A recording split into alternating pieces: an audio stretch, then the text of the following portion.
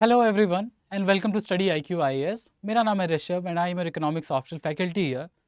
Okay so हम अपनी पुरानी बात से आगे बढ़ते हैं। अब हम लोग इंडस्ट्रियल पॉलिसी रेजोल्यूशन यानी early policy making phase for industries in India देखा 1948, जो हम आज़ाद होते ही हमने आईपीआर बनाया और कुछ इंडस्ट्रीज़ को हमने स्पेशली रिजर्व किया पब्लिक सेक्टर या गवर्नमेंट सेक्टर के लिए। अब उसी कहानी को हम आगे बढ़ाते हैं, जो हमारा दूसरा इंडस्ट्रियल पॉलिसी रेजोल्यूशन आया, जिसको कि हम कह सकते हैं mother of all the industrial policy resolution, क्योंकि बाद के जितने भी आएंगे वो इसी पॉलिसी रेजोल्यूशन के अराउंड थोड़ा मॉडिफाई होंगे और कंटिन्यू करेंगे इसी को। ओवरऑल जो बेसिक प्लॉट होगा वो इसी रेजोल्यूशन का होगा। तो इट्स नॉट रॉन्ग टू से it the mother of rest of the policy industrial policy resolutions of India.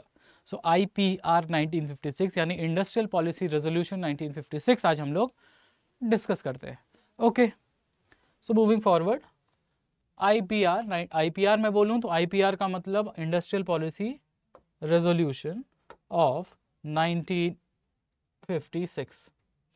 ठीक है, तो 48 में हमने देखा था कि 6 ऐसी इंडस्ट्रीज़ थी जिनको खासकर नई इंडस्ट्री बनाने के लिए रिजर्व किया था हमारे गवर्नमेंट ने। अब IPR इसको कैसे चेंज करता है 1956 वाला, वो देखते हैं। तो 3 शेड्यूल में डिवाइड किया गया, यानी शेड्यूल ए, शेड्यूल बी और शेड्यूल सी। ये exclusive for public sector, schedule C rest of the industry जो ए और बी में नहीं है फॉर प्राइवेट सेक्टर, ये पब्लिक ये प्राइवेट, और schedule B public plus private. But एक बात ध्यान रखना है, ये जो शेड्यूलिंग हुई थी या जो क्लासिफिकेशन हुआ था ये कोई वाटर टाइट नहीं था। इसका मतलब ये नहीं कि मूवमेंट नहीं हो सकता था। हो सकता है कि पब्लिक सेक्टर या प्राइवेट सेक्टर शेड्यूल सी की इंडस्ट्रीज में अच्छा काम नहीं कर रहा, आउटपुट नहीं दे रहा है, तो public sector can also come in schedule C. और कभी हो सकता है कि आउटपुट बहुत बढ़ाना हो, जैसे स्टील की ज़रूरत है, हम कैपिटल इंडस्ट्री लगाना है, हमें स्टील की ज़रूरत है या एल्यूमिनियम की ज़रूरत है, तो प्राइवेट सेक्टर का सहारा भी ले सकती है सरकार इन शेड्यूल ए इंडस्ट्री। तो ऐसा कोई वाटर टाइट क्लासिफिकेशन नहीं था, हाँ, लेकिन गवर्नमेंट का इंटरफेरेंस बहुत था, इसीलिए लाइसेंस राज कहा जाता है इस समय के टाइम को, क्योंकि बिना लाइसेंस के आप शेड्यूल बी इंडस्ट्री में प्राइवेट सेक्टर भी प्रोड्यूस नहीं कर सकता। अगर लाइसेंस मिलेगा तभी प्राइवेट सेक्टर प्रोड्यूस कर सकता है, even for schedule B. Schedule C तो सबके लिए था, तो ठीक है। Okay, so industries were divided into 3 schedules. Schedule A 17 industries were there, 17 industries schedule A में थी, and there was a monopoly of state, यानी only and only state can produce in this industry. Schedule B was 12 industries were reserved in Schedule B, and both public and private sector were allowed to produce in Schedule B industry. But ये जो industries यहाँ लग रही थी schedule B में, उसके लिए भी लाइसेंस चाहिए था। लाइसेंस बीइंग कि आप कितना प्रोड्यूस करेंगे, कहाँ से खरीदेंगे, सब कुछ सरकार डिसाइड करती थी। कौन आपका सप्लायर होगा, कितना आप बनाएंगे और कितने में बेचेंगे, यानी price control was also with the government. तो आप देख सकते हैं कि प्राइवेट सेक्टर के पास बहुत ज़्यादा इंसेंटिव्स नहीं थे प्रॉफिट बढ़ाने के या आउटपुट बढ़ाने के। ठीक है, आगे बढ़ते हैं।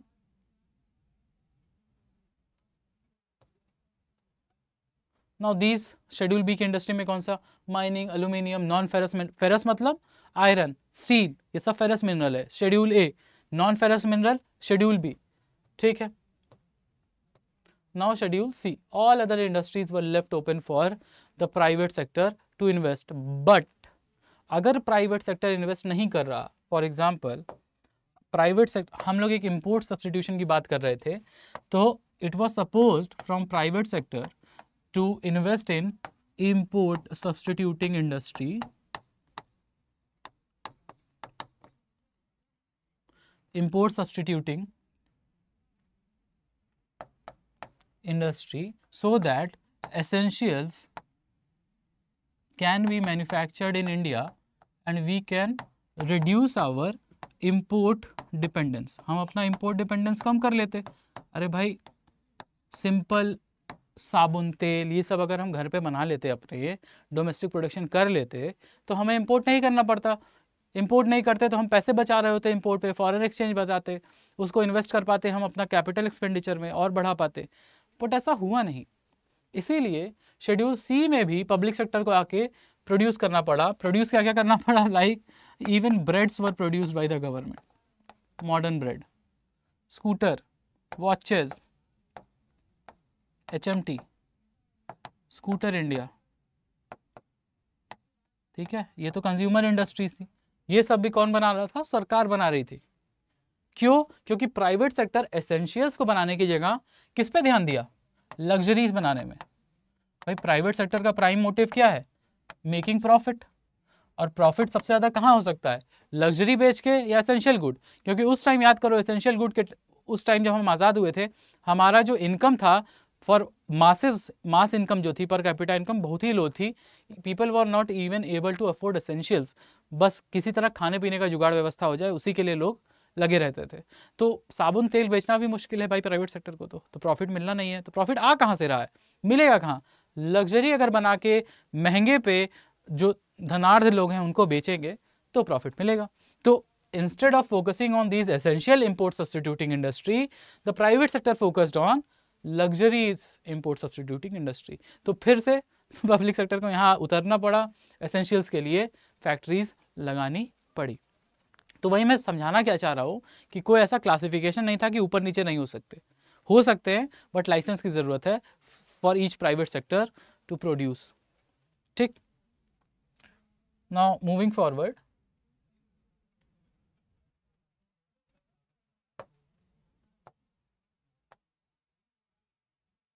As expected this industrial policy socialistic model of economy पे बेस्ड थी। याद करो ये 1956 में आई है, जिस समय हमारा सेकेंड 5 ईयर प्लान भी आया था, जिसको हम नेहरू मेलानोबिस मॉडल बोलते हैं। और वो भी बेस्ड था सोवियत रशिया के या यूएसएसआर के सेकेंड प्लान के ऊपर। और वो प्लान क्या था? That capital goods led development, heavy industries led development. तो हैवी इंडस्ट्री का लेड डेवलपमेंट है, तो पैसे आएंगे कहाँ से? आएंगे तो पब्लिक सेक्टर से। Socialist model, that public sector will be at commanding heights and private sector will groom under that public sector. हाँ, एक बात याद रखने की ज़रूरत है, इस सोशलिज्म में एक खासियत थी कि हम प्राइवेट सेक्टर को ख़त्म नहीं कर रहे थे, कभी भी नहीं। इवन इन 1965 जब पब्लिक सेक्टर का इन्वेस्टमेंट सबसे ज़्यादा था, तब भी 35% क्या 33 से 35% के आसपास प्राइवेट सेक्टर एग्जिस्ट कर रहा था। जीरो कभी नहीं हुआ, 30% से नीचे कभी गया ही नहीं। तो 1/3 of the economy was supported by private sector even at the time when public sector was at its peak. तो सोशलिज्म तो हम अपना रहे थे, सोशलिस्ट मॉडल्स अपना रहे थे, बट कंप्लीट सोशलिज्म नहीं अपना रहे थे। ठीक, but the private sector was allowed to grow under certain regulations. Socialistic model with private sector, the Nehruvian socialism जिसकी बात हम करते हैं। Thus the foundation of mixed economy was intact. Moving forward, the public sector was allowed to invest in schedule A industry because it required a large fixed cost। अब आप सोचिए, जहाँ पे आपको रेलवे ट्रैक्स बनाने हैं, आयरन स्टील चाहिए, बहुत सारा फिक्स्ड कॉस्ट, इनिशियल कॉस्ट लगेगा। प्राइवेट सेक्टर के पास पैसा नहीं है, बैंकिंग इतनी डेवलप नहीं है कि लोन ले सकें, इतना पैसा कैश फ्लो है नहीं प्राइवेट सेक्टर के पास। तो पैसा है किसके पास? रिसोर्स है किसके पास? सरकार के पास। इसीलिए बनाया क्या? Private sector. And also there was long gestation period. Long gestation period का मतलब, आज अगर आप मान लो इन्वेस्ट 100 करोड़ कर भी दिए, तो प्रॉफिट जनरेट करने में कम से कम 4 साल 5 साल लगेगा। So from initial investment period to the time you make the profit is the gestation period. तो बहुत ज़्यादा था। और प्राइवेट सेक्टर का मोटिव क्या है? क्या मोटिव है प्राइवेट सेक्टर का? Profit making. प्रॉफिट मेकिंग अगर हमारा मोटिव है तो हम कैसे सस्टेन कर पाएंगे? प्राइवेट सेक्टर को प्रॉफिट मिलेगा ही नहीं बहुत साल तक, तो प्राइवेट सेक्टर इन्वेस्ट ही नहीं करेगा। इन्वेस्ट नहीं करेगा तो किसको इन्वेस्ट करना पड़ेगा? पब्लिक सेक्टर को।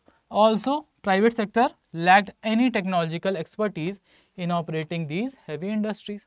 बिल्कुल सही जवाब है, क्योंकि प्राइवेट सेक्टर कभी ऐसा कुछ काम किया ही नहीं था इससे पहले। रेलवे वैगन्स बनाना, ट्रेन इंजन्स बनाना, या फिर आयरन स्टील के रेल ट्रैक्स बनाना, कभी ऐसा काम इतने बड़े स्तर पे कभी हुआ ही नहीं था। कोई एक्सपर्टीज था नहीं, टेक्नोलॉजी थी नहीं, मशीन्स थी नहीं। ठीक है, तो किसको आना? प्राइवेट सेक्टर जनरली कहाँ इन्वेस्टेड रहता था? टेक्सटाइल इंडस्ट्रीज में। तो आना किसको पड़ा? पब्लिक सेक्टर को आना पड़ा। ठीक है, moving forward, again I have told you the classification was not watertight, यानी movement along these schedules were possible. Private sector को कभी कभी अलाउ कर सकती थी सरकार if the output was needed, demand was high. अगर डिमांड हाई रहेगी, पब्लिक सेक्टर नहीं प्रोड्यूस कर पा रहा है, तो किसकी हेल्प लेगी सरकार? प्राइवेट सेक्टर की। तो वो ले सकती थी, लाइसेंस दे दी थी सरकार, लेकिन वो लाइसेंस मिलना बहुत मुश्किल था। उसके लिए भी आपको फिर रेंट सीकिंग, जुगाड़ तंत्र, ये सब देखना था। जिसके जितने अच्छे कॉन्टैक्ट्स, उतना जल्दी से उसको आसानी से मिल जाएगा लाइसेंस। और एक बार लाइसेंस मिल गया तो दूसरे प्लेयर्स का आना मुश्किल था, क्योंकि एक प्राइवेट प्लेयर को जिसको लाइसेंस मिला वो चाहेगा सबसे ज़्यादा प्रॉफिट वो कमाए। जैसे ही दूसरा प्लेयर आएगा उसको प्रॉफिट शेयर करना पड़ेगा, तो वो क्या करे? अपने कॉन्टैक्ट से बात करे कि भाई इसको लाइसेंस मत देना। तो ये वाली प्रॉब्लम भी थी। So this means that private sector was allowed in Schedule A industry and public sector can be invested in Schedule C industry. This was allowed for optimal resource utilization and to meet the national demand, as I told you. ठीक? Now moving forward, in case of private sector, if the private sector was not performing, जैसे schedule सी की industry है, private sector perform नहीं कर रहा है, तब क्या करेगी सरकार? तो जो भी शेड्यूल सी की इंडस्ट्री है, जैसे bread making, oil making, tea making, tea मतलब tea leaves, tea making, the government had the right to move that industry in schedule B and sometimes to schedule A. ठीक है, मान लो कि ब्रेड मेकिंग इंडस्ट्री है और वो ठीक से काम नहीं कर रही। अब ब्रेड मेकिंग तो भाई शेड्यूल सी का पार्ट है, बट सरकार को लग रहा है कि नहीं, ये लोग काम नहीं कर रहे हैं ठीक से, तो प्राइवेट सेक्टर के हाथ से निकाल के शेड्यूल बी में लाएगी। क्योंकि शेड्यूल बी में जैसे ही आएगा तो आपको लाइसेंस की ज़रूरत पड़ेगी फिर। ठीक है, लाइसेंस आपको तब मिलेगा जब आप गारंटी देंगे कि आप एक मिनिमम प्रोडक्शन करेंगे या इस वैल्यू पे बेचेंगे, या शेड्यूल ए एकदम रिजर्व कर ले अपने लिए। तो ये सरकार के पास ताकत थी, वो नेशनलाइजेशन वाली जो ताकत है वो सरकार के पास थी। अगर सरकार को लगा कि तुम काम नहीं कर रहे हो ठीक से, तो नेशनलाइजेशन अब हो सकता है। याद करो 10 साल वाला जो प्रॉमिस था 1958 में पूरा हो जाएगा। 1948 में प्रॉमिस किया ना कि नेशनलाइजेशन नहीं करेंगे 10 साल, उसके बाद वो प्रॉमिस पूरा हो जाएगा। अगर फिर शेड्यूल सी की इंडस्ट्री जैसे सर्विस सेक्टर इंडस्ट्री है या जो भी है वो पूरा नहीं हुआ तो आप नेशनलाइज किए जा सकते हैं, यानी शेड्यूल ए में आ जाइएगा। बात सिर्फ इतनी है, ठीक है। नाउ मूविंग फॉरवर्ड,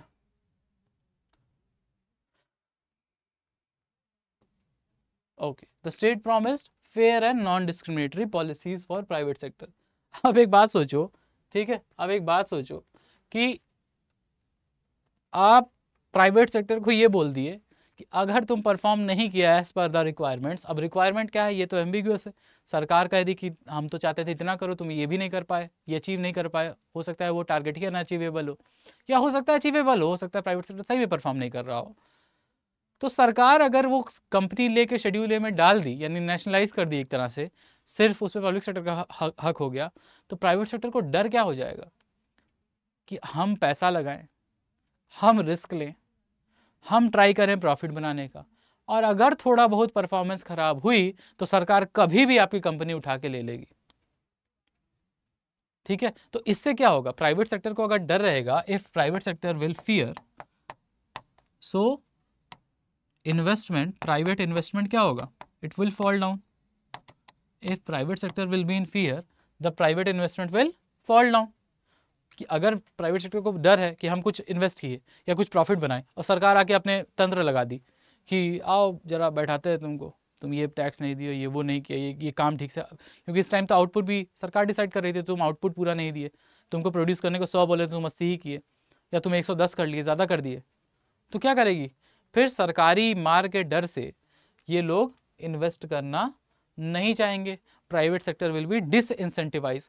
तो ये गारंटी दे रही थी सरकार कि जो भी पॉलिसी बनेगी फेयर और नॉन डिस्क्रिमिनेटरी होगी फॉर प्राइवेट सेक्टर। क्योंकि प्राइवेट सेक्टर को दूसरा प्रॉब्लम क्या है, फियर, कि इनको कंपीट किससे करना है, पब्लिक सेक्टर से। रिसोर्स किसके पास है, पब्लिक सेक्टर के पास। पैसा किसके पास है ज़्यादा, पब्लिक सेक्टर के पास। तो ऐसे पब्लिक सेक्टर से अगर आपको कंपीट करना है तो प्राइस पे तो आप कर ही नहीं सकते, वो तो हमेशा प्राइस कम करके बेचेगा, क्योंकि उसका पब्लिक सेक्टर का मोटिव वेलफेयर मोटिव है, प्रॉफिट मोटिव नहीं है। प्रॉफिट मोटिव है भाई प्राइवेट सेक्टर का। तो ये भी फियर है कि पहले तो पब्लिक सेक्टर से compete करो, और अगर परफॉर्म नहीं कर पाए तो सरकार आके कंपनी लेके शेड्यूल में डाल देगी या नेशनलाइज कर देगी। तो इस फियर की वजह से डिसइंसेंटिवाइज हो रहा था प्राइवेट इन्वेस्टमेंट। इसीलिए हम देखते हैं कि 1965 आते आते जो 90% इन्वेस्टमेंट था प्राइवेट सेक्टर का 49 में, 65 आते आते वो 35% तक रह जाएगा। ऑल्दो 1/3 से ज़्यादा था, स्टिल बहुत बड़ा डिक्रीज है, आप ये देख सकते हैं। ठीक है, सो गवर्नमेंट ने प्रॉमिस तो किया कि fair and non discriminatory policy देगी, और गवर्नमेंट ने सपोर्ट भी किया किसको, स्मॉल स्केल इंडस्ट्रीज को, ठीक है, स्मॉल स्केल इंडस्ट्रीज को दैट वर लेबर इंटेंसिव। अब लेबर इंटेंसिव मतलब where you employ more labour and less machine. तो हमारे पास लेबर की तो कभी कमी थी नहीं, labour supply was always enough. तो लेबर इंटेंसिव इंडस्ट्री में एम्प्लॉयमेंट बढ़ाने के लिए, जैसे फर्नीचर, टेक्सटाइल, शू मेकिंग, लेदर, ये सब हमारी स्मॉल स्केल इंडस्ट्रीज थी जिसमें लेबर आप ज़्यादा एम्प्लॉय कर सकते थे। ऐसे इंडस्ट्रीज़ को बढ़ाने के लिए गवर्नमेंट ने कई सपोर्ट किए छोटी छोटी इंडस्ट्री को। इसका दुष्परिणाम भी कुछ हुए। दुष्परिणाम ये हुए कि जो छोटी इंडस्ट्री से कभी बड़ी नहीं बन पाई, इकोनॉमीज ऑफ स्केल पे नहीं खेल पाई, इसीलिए जब कंपटीशन बढ़ा और ओपन हुई इकोनॉमी, कई सारी इंडस्ट्रीज खत्म हो गई इसी वजह से, क्योंकि ये बड़ी नहीं बनती थी, क्योंकि गवर्नमेंट का सपोर्ट मिलता था, सब्सिडी मिलती थी, प्लस अगर ये छोटी इंडस्ट्रीज बड़ी होने लगती, ज़्यादा अपने आप को प्रॉफिट दिखाने लगती, तो फिर सरकार का डंडा चलता या टैक्स बढ़ता, तो अपने आप को छोटा ही रखा। तो क्यों labour intensive? To solve the unemployment problem that was crippling the Indian economy. अब हर जगह तो पब्लिक सेक्टर नहीं दे सकता ना employment, public sector needed capital intensive, heavy machinery, ये सब वाले इंडस्ट्री थे। यहाँ पे आपको हाईली स्किल्ड लेबर चाहिए, तो आपको पढ़ा लिखा आदमी चाहिए, थोड़ा बहुत कम से कम मैट्रिक पास, फिर आप उसको ट्रेनिंग देते, तो आप सबको नहीं कर सकते। उस समय भी हमारी पॉपुलेशन ठीक ठाक अच्छी ज़्यादा थी और अनस्किल्ड ज़्यादा लोग थे, अनएजुकेटेड ज़्यादा लोग थे। तो private sector was needed especially at regional grassroots levels। ठीक है, okay, now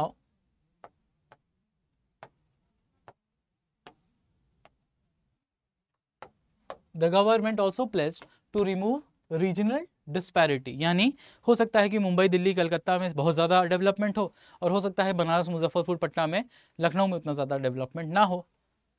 ये है रीजनल डिस्पैरिटी। ये रीजनल डिस्पैरिटी दूर करने का प्रॉमिस किया सरकार ने। जैसे बनारस में लगाया बनारस लोकोमोटिव वर्क्स, जो आज है, उस समय डीजल लोकोमोटिव वर्क या डी रेका के नाम से जाना जाता था।